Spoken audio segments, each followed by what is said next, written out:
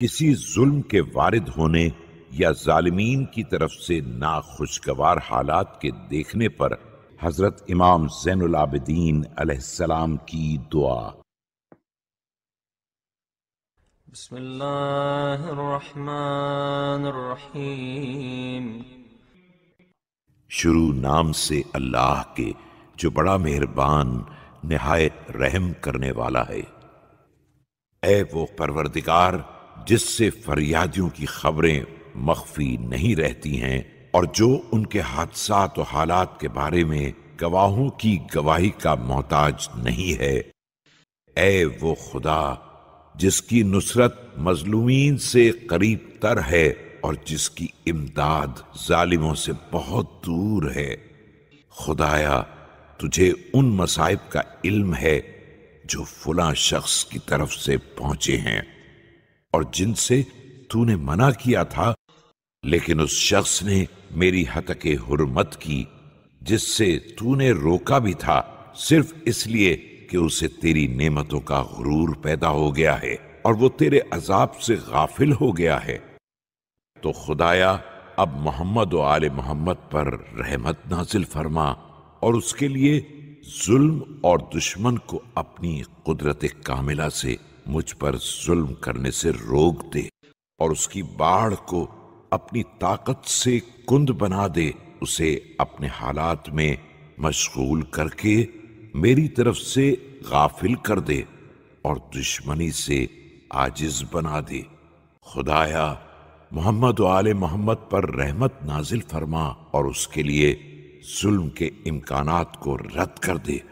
اور اس کے مقابلے میں میری امداد فرما۔ مجھے اس کے اعمال سے محفوظ بنا دے اور اس کے جیسے حالات میں مبتلا نہ کرنا۔ خدایا محمد و آل محمد پر رحمت نازل فرما اور میری اس کے برخلاف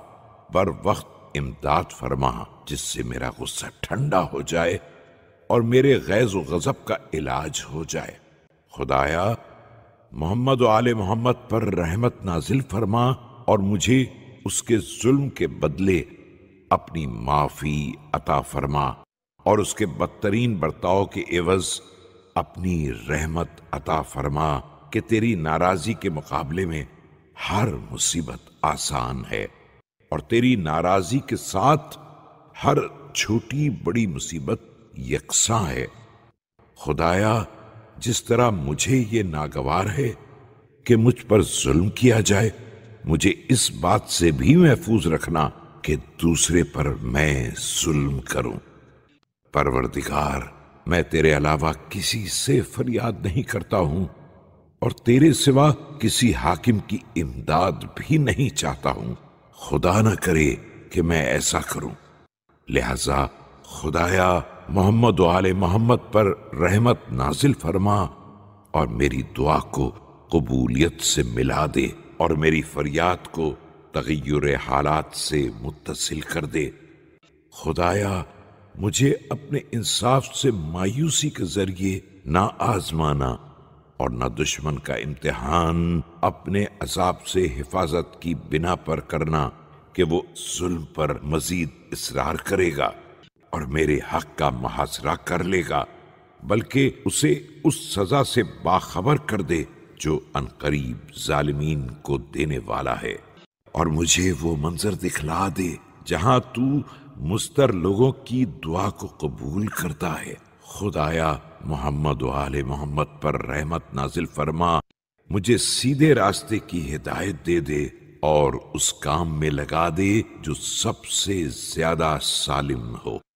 خدایا اگر تیری نگاہ میں میرے حق میں یہی بہتر ہے